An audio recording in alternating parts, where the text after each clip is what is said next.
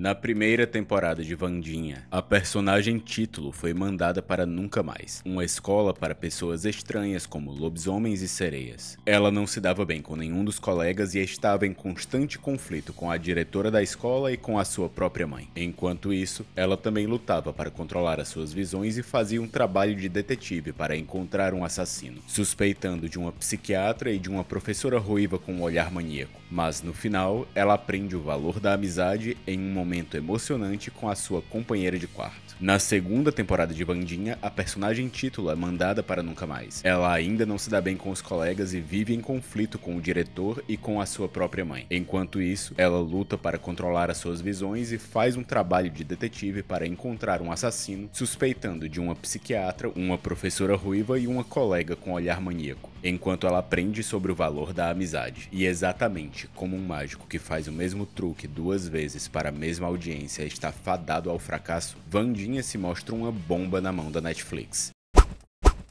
Como?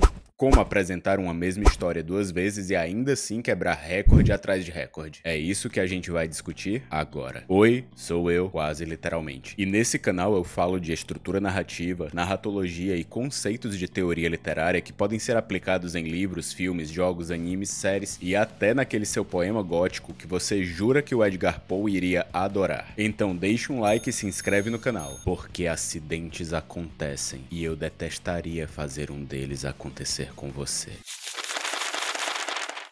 A nova temporada de Wandinha ainda não terminou enquanto eu estou escrevendo esse roteiro, mas eu queria dar uma ideia sobre como ela está sendo construída. Apesar de muita gente criticando aqui e ali, e eu mesmo tendo algumas pontuações sobre as escolhas dos roteiristas, é inegável que o resultado da série é um absoluto sucesso até em Xique Xique na Bahia. As principais críticas que eu vi sobre a série envolvem uma falta de fidelidade ao material original da família Addams, muitos arcos narrativos acontecendo simultaneamente e o fato de a temporada ter sido quebrada em duas partes, deixando apenas uma introdução sem concluir nada do que foi estabelecido. Mas, ignorando isso tudo, eu me proponho a discutir o que Wandinha faz certo e como a série conseguiu engajar o público apesar de todas as suas falhas e problemas de produção. Vamos falar dos três ingredientes principais que entram no caldeirão da bruxa e de um ingrediente secreto que faz toda a diferença para essa história em particular. O primeiro ingrediente principal de Wandinha é o apoio no material original. E ao contrário do que muita gente argumenta, eu acredito que o seriado da Netflix compreende muito bem o espírito da família Addams, mas sabe adaptar o conceito o suficiente para caber em uma nova obra sob uma nova ótica. Em resumo, a família Addams é uma obra que se pauta a mostrar como uma família, por mais estranha que pareça à primeira vista, ainda deve ser considerada uma família se ela conserva os valores de amor e aceitação que toda família deveria ter. É uma forma de dizer, tudo bem se sua família for diferente, e tudo bem se você for diferente. Isso só quer dizer que você é um Addams. Mas no caso da obra original, a família vem para contrastar com o padrão de família americana propagado na mídia desde a primeira metade do século passado, enquanto Wandinha vem para fazer o mesmo contraste com os seriados adolescentes da atualidade. Muita gente argumenta que Wandinha trai o conceito original da família Addams quando ela é colocada em um colégio onde todo mundo é de alguma forma estranho, entre górgonas e bruxos. Mas é justamente aí que a série se destaca, mostrando que mesmo em um colégio onde todo mundo tem alguma peculiaridade, a Wandinha passa pelos mesmos problemas de relacionamento que ela passaria em qualquer colégio normal, seja por não se conformar aos padrões estéticos, padrões de relacionamento ou simplesmente por ser antissocial e se sentir diferente das outras pessoas, mesmo que elas sejam um pouco parecidas com a Wandinha. Em outras palavras, você pode se sentir estranho mesmo que esteja em volta de outras pessoas estranhas, porque elas não são estranhas iguais a você, não mais nem menos, apenas diferente. Durante a primeira temporada, a Wandinha não se enquadra por ninguém gostar dela e criam uma série de rumores terríveis que fazem praticamente todo mundo se afastar. Já na segunda temporada, a série renova o problema colocando-a como centro das atenções após ter se tornado a salvadora do colégio. A segunda temporada pega o problema da primeira e vira de cabeça para baixo para criar um novo problema. Em vez de ter uma Wandinha desconfortável por por ninguém tratá-la bem, temos uma Wandinha desconfortável por todo mundo tratá-la bem demais. Essa validação de se sentir diferente de como as pessoas acham que você deveria se sentir está exatamente no coração do que é a família Addams. E é o que sustentou a personagem na primeira temporada e agora a sustenta novamente na segunda. Depois de tirar o coelho da cartola, você o coloca de novo na cartola e o faz desaparecer. O mesmo truque, mas diferente o bastante para ganhar novos aplausos. O segundo ingrediente que serve de base e dá o molho que uma série como essa precisa é o carisma dos atores que integram o elenco. Jenna Ortega não só capturou os olhares de todos que assistem a série, mas ela sempre se mostra empolgada com a personagem, seja nos bastidores ou em entrevistas. Basicamente, quando ela está em tela, você esquece que ela é a Jenna Ortega e vê apenas a Wandinha. Luis Guzmán entrega um Gómez Addams com uma performance inacreditável, trazendo uma jovialidade e paixão para o personagem, além do verdadeiro espírito de um pai de família carinhoso. Fred Armisen criou um tio Chico muito próximo das antigas versões do personagem, chegando ao ponto de rivalizar com o próprio Christopher Lloyd. Christina Ricci consegue se colocar lado a lado com Jenna Ortega, com a gente mal conseguindo lembrar que ela já foi a própria Wandinha, e faz uma personagem psicopata com um olhar intimidador como poucas pessoas já fizeram. Uma habilidade também compartilhada pelo Hunter Dohan, que consegue dar tanto um ar de inocência quase ingênua, quanto um tom profundamente ameaçador e rancoroso quando ele está interpretando Tyler. A Emma Myers como Enid é um caso à parte em questão de fofura. Ela realmente consegue parecer um arco-íris dentro dessa série, mesmo quando ela não está ao lado da Wandinha para criar o contraste. A Gwendoline Christie dá um show atrás de show em todas as obras que ela participa, e aqui, mais uma vez, entrega uma interpretação fantasticamente convincente e que prende a gente na frente da tela. A Catherine Zeta-Jones, embora não seja a minha Mortícia favorita, mostra tanto o mistério quando precisa, quanto consegue tocar na comédia e até na ação quando as cenas pedem. A nova adição do Steve Buscemi, que apesar de já ter feito muito filme meia boca, é um ator de um calibre invejável, e aqui ele é um diretor muito suspeito, mas que você fica o tempo todo querendo que ele apareça mais. Até a Eve Templeton, que estreia como Agnes, consegue fazer exatamente um meio termo entre a Wandinha da Jenna Ortega e a Marilyn da Christina Ricci, de um modo que passa imediatamente um desconforto para o espectador, mas que ao mesmo tempo você sente que precisa ver um pouco mais. E lógico que não dá pra deixar de falar do Victor Dorobanto, que tem talento para fazer o personagem dele com uma mão amarrada nas costas.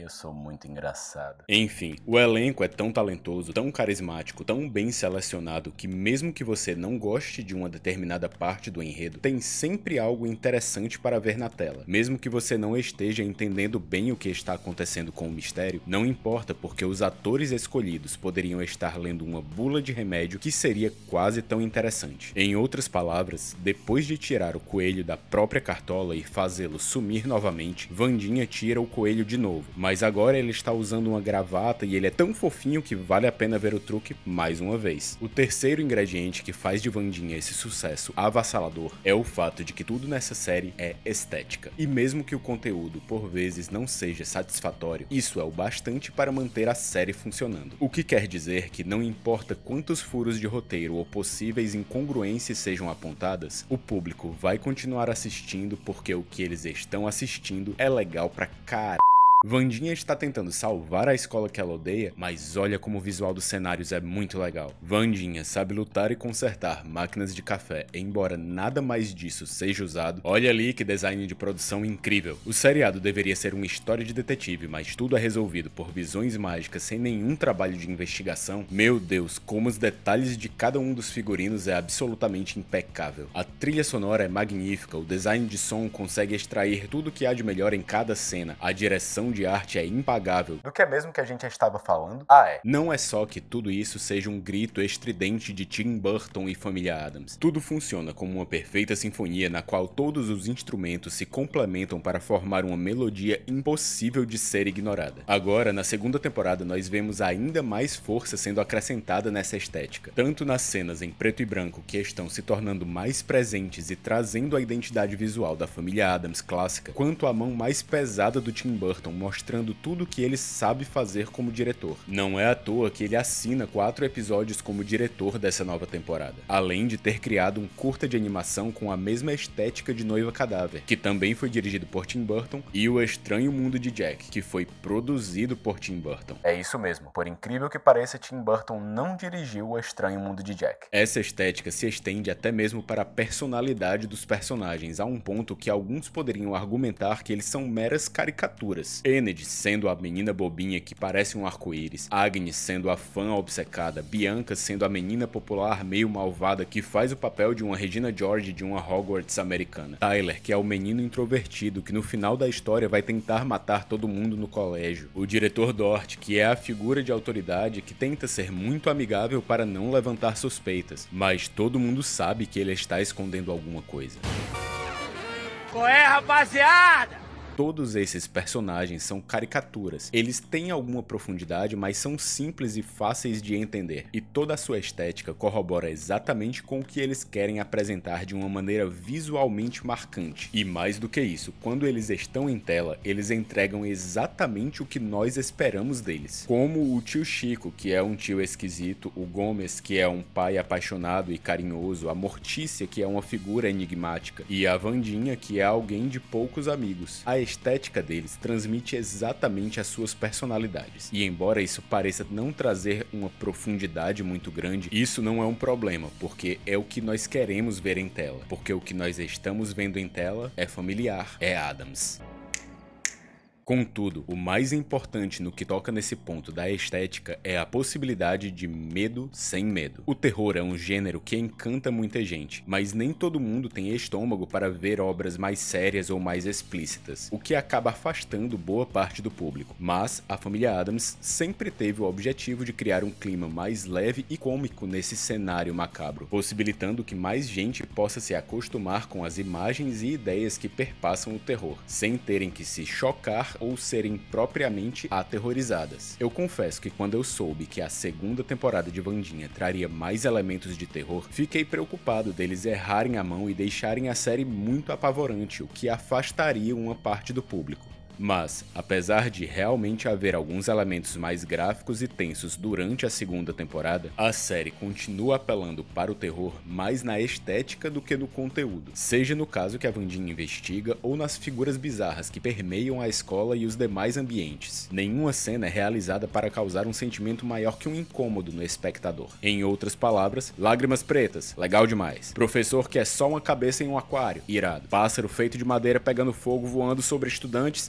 dezenas de criaturas esquisitas se vingando da vilã dessa primeira parte, belo e moral. Corvos com uma cicatriz esquisita, manda mais. Embora com certeza deveriam existir várias implicações lógicas e de roteiro nessa construção de mundo, nada disso importa, porque ter um zumbi devorando todos os personagens secundários enquanto regenera o próprio cérebro é legal demais para precisar fazer qualquer sentido. O ingrediente secreto que tornou essa metade da segunda temporada um sucesso foi a atenção que os produtores deram às críticas do público. Desde que Jenna Ortega passou a integrar a equipe de produtores, eles repaginaram tudo que os fãs não gostaram na primeira temporada e dobraram a dose de tudo que foi aplaudido. Os fãs acham que o triângulo amoroso da Wandinha não faz sentido, corta completamente. Os fãs queriam ver mais da família Addams aparecendo na escola, Feioso é aceito em Nunca Mais e o resto da família se muda para uma casa nas dependências da escola. A participação especial da Christina Ricci fez sucesso, pois vamos trazer ela de volta e vamos colocar o Christopher Lloyd para trabalhar também. Uma Wandinha estava pouco, pois agora temos duas Wandinhas lado a lado. O episódio do tio Chico deixou todo mundo vidrado na tela, pois agora ele não só reaparece como tem mais tempo de tela, com mais poderes e esquisitices por minuto. A estética do Tim Burton foi bem aceita na primeira temporada, agora tem até um mini filme de animação do Tim Burton. A personalidade da Wandinha foi o ponto alto da série. Jenna Ortega vai voltar mais Wandinha do que nunca. Se o fato da Wandinha não controlar as visões foi um problema interessante na primeira temporada, vamos dar um jeito de trazer esse problema de novo na segunda. Se ela não se dava bem com os colegas antes, vamos dar um novo jeito de ela se sentir desconfortável agora. Se a amizade dela com a companheira de quarto tinha seus problemas porque as duas não se entendiam muito bem, vamos criar novos conflitos baseados no fato de que agora elas deveriam estar se dando bem. Eu não estou dizendo que um autor tenha que ouvir o público em tudo e moldar sua obra ao redor de tendências, como se fosse um algoritmo de redes sociais. Mas, se o seu objetivo é criar uma obra que todo mundo queira assistir, você precisa saber jogar com as suas forças e não com as suas fraquezas, e procurar entender o que você fez certo da primeira vez para continuar fazendo certo das próximas. É assim que Tim Burton e Jenna Ortega conseguem tirar um coelho da cartola na nossa frente 2 vezes seguidas e receberem ainda mais aplausos da segunda vez. Agora resta saber quantas vezes eles ainda vão conseguir fazer isso. E se você curtiu essa análise e quer ver o que mais vai rolar aqui no canal, deixe um comentário dizendo sua obra de terror favorita, que nós já vamos ser quase amigos.